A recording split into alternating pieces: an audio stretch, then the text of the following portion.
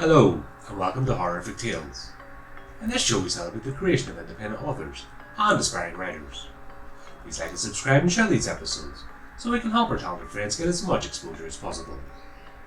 We would also appreciate if you could support our artists by following them on their individual platforms and by purchasing their works. Details on how to do this are in the episode description. In this horrific tale, narrated by the author and produced by Radio Sky, the search for a missing man reveals ancient eldritch horrors. Join us now as we present Children of the Cailleach by D.P. Wilson.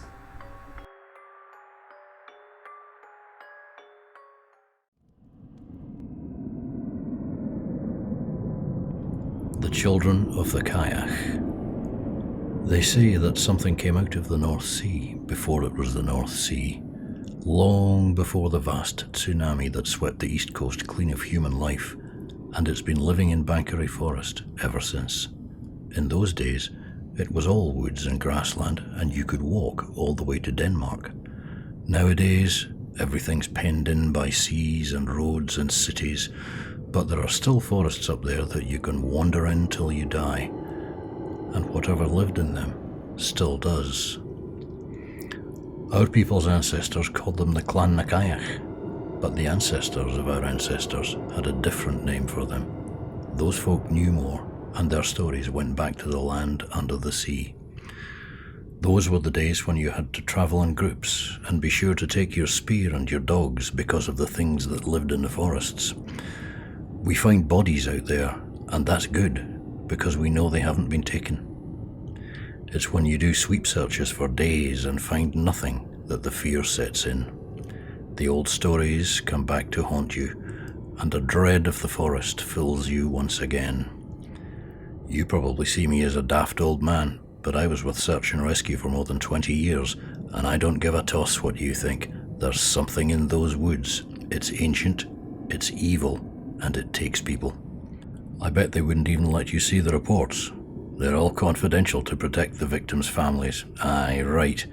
I'll tell you about one we had back in 1989. That's the one where we lost Finlay. A German family had gone camping in the forest, as they do, always think they know best, and the wife came storming into the police station in Bankery. She'd already been shouting at folk in Ochati, and then turned the wrong way when she crossed the river and driven all the way out to Bridgecany. Anyway, she came in with the kids, shouting that her husband had run off or fallen into a deer pit. We laughed at first, mainly at the deer pit idea, but it turned out he'd only been yards from their tent, getting water from the wee burn they'd camped beside. 10, 15 yards maybe. It had been about 7 in the morning, and the mist had come rolling in through the night. It was a thick one, and that's what put the first shiver up me and started me thinking of the old tales, always at night or in the mist. You've heard of the big grey man of Ben Macdui, an impossibly tall, spindly, lanky figure that strides around waving its arms? Well, it's supposed to be like that. Tall, grey, thin and mad. Maybe that's why it likes the mist. Who knows? None of the stories describe its face. Maybe it doesn't have one, or maybe, by the time you're that close, it's too late. Anyway, the mum told us she and the kids, a girl of 9 and a boy of 13, had searched and searched for 2 hours. They'd covered every inch of ground for a quarter mile about, and all they'd found was his water flask. That's when Finlay Cruikshank piped up. "Yon loon's dead," he told us. "The wifey here's done him in down the woods and she's covering her tracks." There was some laughter, but quite a few serious faces. We'd had something similar happen about 5 years before that turned out to be a murder. But that was just the start. Turned out the wifey had more English than we'd thought, and she'd got the gist of what Finlay had said. She went ape, and Finlay was on the back foot for sure. He had to backpedal big time and try and calm her down. "Dinna fash, Quine," he was holding his palms up. "I didn't mean to insult ye. If I did, I'm awfully sorry. What I meant was we hae to look into often here, but we'll still be out searching all the same. There's nae muckle difference when you're looking for a stiff."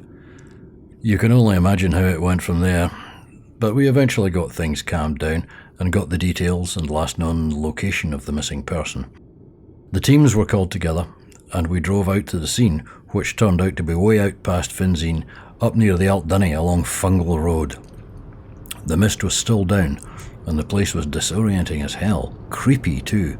No landmarks, just trees everywhere. Tall, grey silhouettes in the mist, everywhere you looked.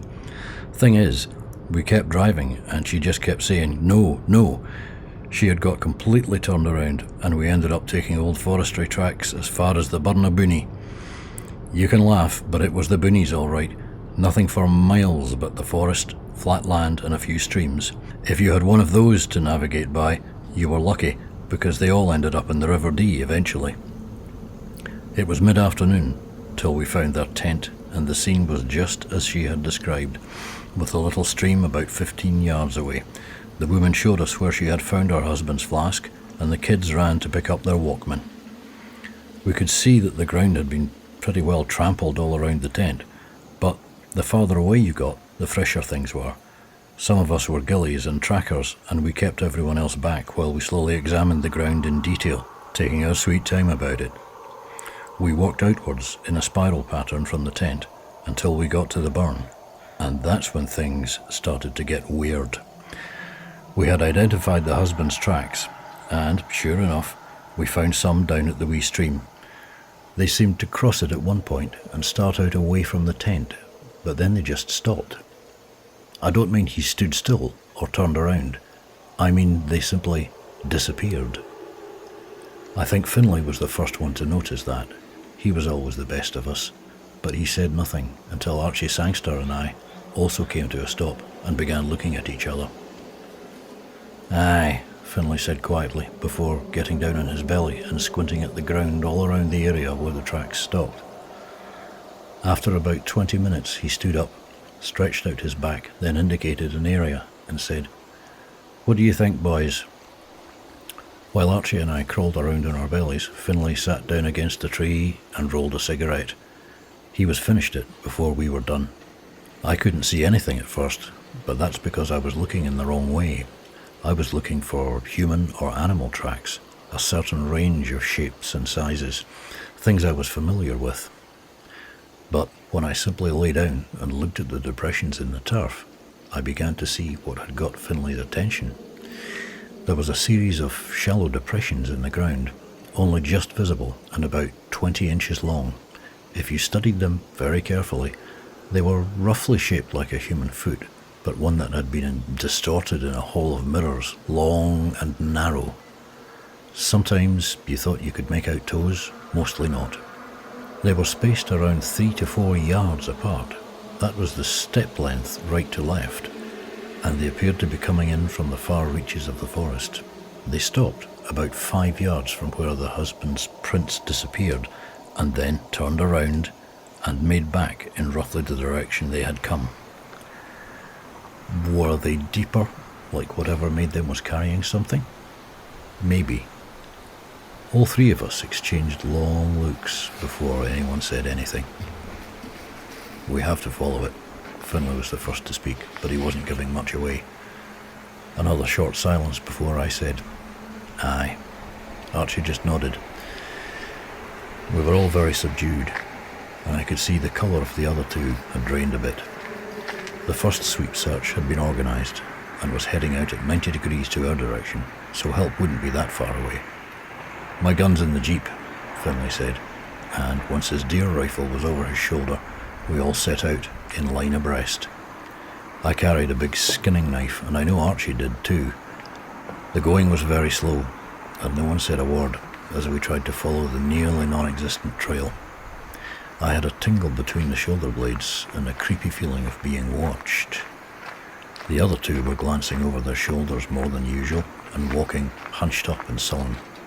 We had all grown up around here, and I know we were all thinking along similar lines, but no one would say it. The thick mist hadn't lifted all day, and it had taken us more than an hour to cover about a mile through the forest. Now that we knew what we were looking for, the trail wasn't impossible, but it was still faint and difficult, making for slow going. The day was wearing on, and I had begun thinking about the dark. "Anyone bring a torch?" I asked in a quiet voice. They were the first words any of us had spoken since we started out. Finlay gave a little snort of laughter. "Aye," he said. Archie shook his head. "That's one of us then," I commented, and Finlay gave a faint smile. "Frightened of the dark?" he taunted. "Scared the bogle will get you?" In all honesty, I was, but I wasn't going to admit that here, to these men. Perhaps I should have, but it was Archie who replied. "It's no a bogle, Finlay," he hissed, then even quieter. "You know you shouldn't joke about na Jan you didn't call." "Wheesht, man," Finlay snapped. He looked angry, but whether at Archie or himself it was impossible to tell. I was still surprised at what I had just heard. Around here, we don't usually talk about them, and if we do, we almost never name them. The only times I had heard them referred to by the oldsters, they had been called Clan Cailleach, children of the hag. But what Archie had said was different. It was Gaelic all right, but it meant the children of the forest. Was that an older name? From a time before the old Celtic gods held sway over the north? Finlay was angry, and Archie looked embarrassed. So I did as we always do, and kept my mouth shut. Whatever we were tracking, it certainly wasn't a child.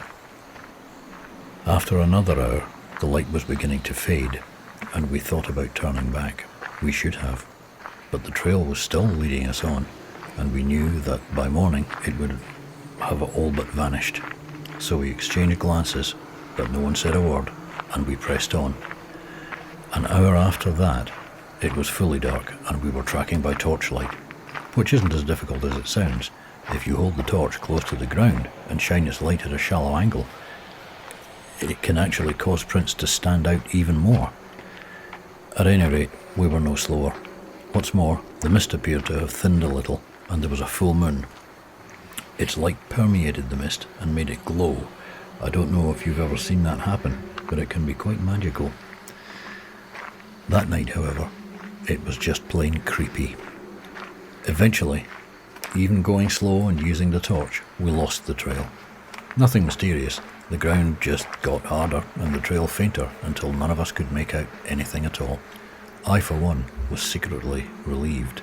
No one had seen tracks like that before, and we all had a foreboding at the back of our minds that we wouldn't put into words. We sat down and scratched our heads, and I was about to say, "Let's call it a day," when Finlay beat me to the punch. "I say we head 1 more mile on the last bearing and then call it a day." Archie and I looked at each other, and then reluctantly nodded. It was the worst decision I ever made. We ploughed on for a while until eventually I began to feel distinctly ill at ease. Looking at the others' faces, I could tell that they were feeling the same thing, but still no one said a word. We could see a change in the quality of light ahead, and then, all of a sudden, literally from one step to the next, I was filled with an overwhelming dread. I can't describe it any better than to say it was sheer, unreasoning terror. It swept over us from nowhere, occasioned by nothing. At the same moment, we could see that the light was changing, because we were stepping out into a clearing in the forest, maybe 100 yards across. In the weird glow of the mist, I could see a tarn in front of us, a wee lochen, perhaps half the width of the clearing, and at the opposite side of the lochen was a small knoll, perhaps 30 feet in height. The lochen had an unnaturally dark appearance, and the knoll had the size and shape of what we often call the Knockman Sheehan, or fairy mound. There are still farmers in these parts who won't set iron to the ground in such a place, except that it wore a jagged crown of dead and broken trees. Even the grass that covered it had a dark and unhealthy appearance, and the water in the lochen looked somehow thick and oily. There was a sound like wind in the trees, but the mist wasn't moving. Finlay shone his torch upward. Everything looked so still, and that whistling now sounded like a distant screaming. There were almost words. I thought I could make out a far away and drawn out "Hilfe, Hilfe." Then a deeper voice, right behind us, said "Hilfe," and laughed. We whipped around, but there was nothing there. When Archie and I turned back, Finlay was gone, his torch lying on the wet ground. Our eyes had been off him for only 2 or 3 seconds. There had been no sound, no scream, nothing. I picked up his torch and shouted, "Finlay!" at the top of my lungs, and as Archie followed suit, I caught a glimpse of movement on top of the mound. It was anything but clear, but I swear it looked like an impossibly tall, implausibly spindly being climbing down into the ground, waving its arms in a hideous frenzy. There was nowhere near us for anyone or anything to hide or run to. It was completely impossible for Finlay to hide or have been hidden during the time he was out of our sight. Then, the worst of all, Finlay's voice within that awful whistling sound.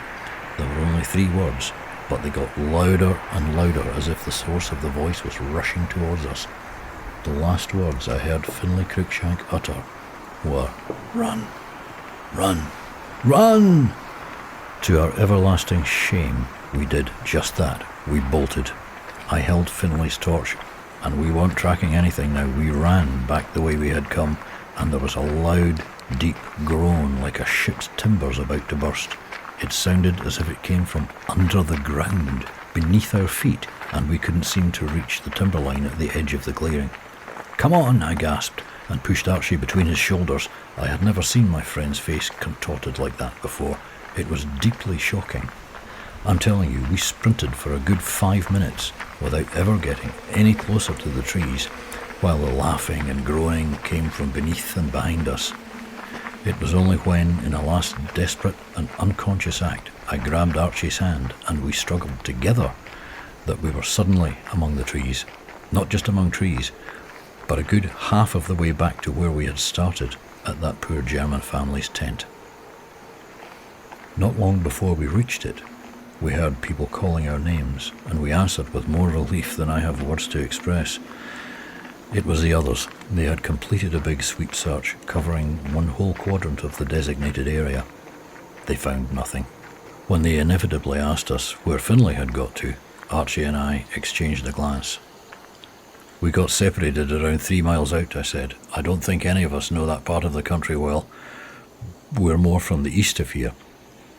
There is an unwritten rule in search and rescue that you don't talk about the weird things, and there are more of those than you might think, except after a few pints at the Christmas do, and then only to close friends. The guys went into a huddle, and the only ghillie from out that way told us, "There's a lot of bogs and sinkholes out there. How well does Finlay know the land?" "About as well as we do," I replied, and the ghillie sighed. "Bugger," he decided, "we'd better do a search." "Do you two know where you separated?" Now I could be confident. "Yes," I replied. "We've got known bearings and distances. We can go straight there." So we headed back into that endless forest, feeling a little better now that we had numbers on our side. Everyone had a head torch as well as a handheld lamp, and we made plenty of noise, which kept our spirits up. We reversed our bearings and headed straight for the dark lochen with its menacing mound, walking line abreast so that we spread out over 1/3 of a mile as we advanced. To cut a long story short, we didn't find it. Not that night, the next day, nor any of the next 3 days. A helicopter was called in from RAF Lossiemouth, and it spent the best part of a day mowing the lawn over the entire area. There was no clearing, no lochen, no mound. Now I understand the look the local ghillie had given me when I had described the eerie clearing and its mysterious knock. He knew this land as well as I know my own patch, and he had never seen the place. Despite repeated searches, we never found Finlay's remains, nor those of the German tourist. Archie and I came in for quite a bit of ribbing because of our police report, which had to state at least the bare facts in terms of times, distances and locations. The younger guys would wave their hands and go, "Woo!" Then, sure enough, at the Christmas do, I ended up having to tell the story again, this time to an audience of 2, a police inspector who had more than a passing acquaintance with macabre tales, and an old-time search and rescue teammate, Donald Gunn, who was retiring that night. Donald's face had gone almost white when I got to the part about the menacing clearing and the knock, with its broken crown of dead trees, and he abruptly got up and walked away as I began describing what we heard and saw there. The local gossip was that Donnie's father had been a drunk, and one night he'd gone wandering off into the forest. The 16-year-old Donny had run after him when he found out, but had returned in the morning alone. Donny's father was never seen again, and Donny himself had been a slightly subdued individual ever since. Later, when I found him outside and we ransacked my crumpled pack of cigarettes, I thought he looked more relaxed than I had ever seen him, almost relieved.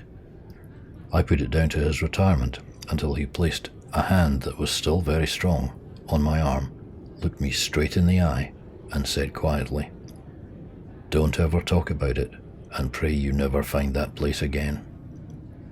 And with that, he was gone back into the raucous throng.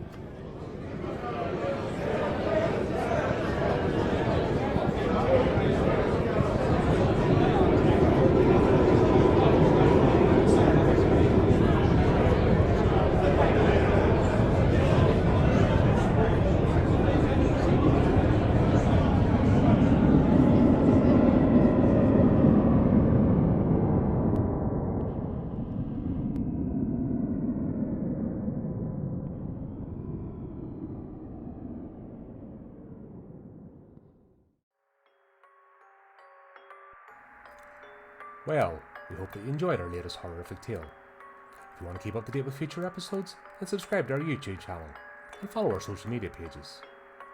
You can also give the channel support by visiting our merchandise store and picking up some of our items. We would also appreciate it if you took a moment to support our contributing artists who very kindly lend their talents to the show.